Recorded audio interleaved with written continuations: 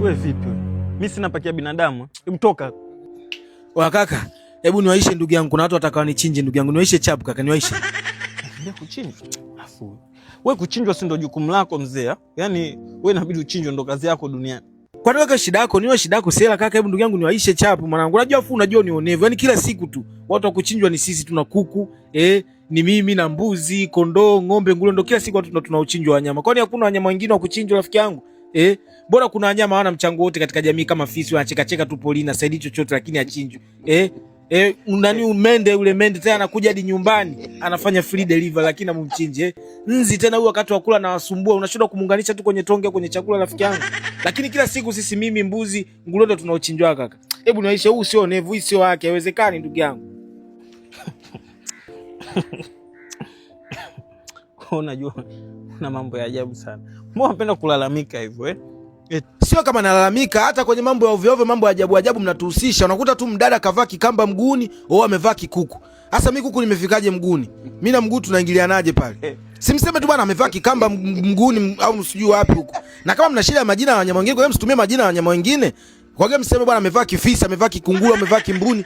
Hivi nyinyi unajua mimi nimetumia muda gani kujenga hii brand mpaka leo nimekuwa nayo? Vitu vingine bwana mnasingua bwana. Mimi kabla wewe hujaja hapo, mimi nilikuwa inabidi niende kule Kariakoo kwa Njoo Kariakoo spare. Yeye anafundisha sana watu kwenye biashara ya spare za pikipiki. Yaani mtu kama unataka kujifunza biashara ya spare za pikipiki, una mtaji wa milioni 1 huko mkoani au uko wapi, huyu anakufundisha. Halafu ni mwaminifu, amenyoka.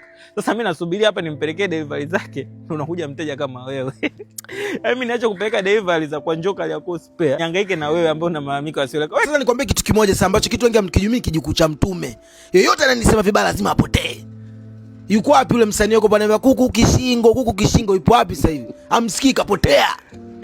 Yaani usicheze na watu. Sisi kama sisi tunaishi hizo vijukuu vya mtume babu. Wewe vipi wewe? Yaani shida msanii wenu alitingisha meza ambayo ina vinywaji vya gharama. Hayupo, hatumsikii kapotea.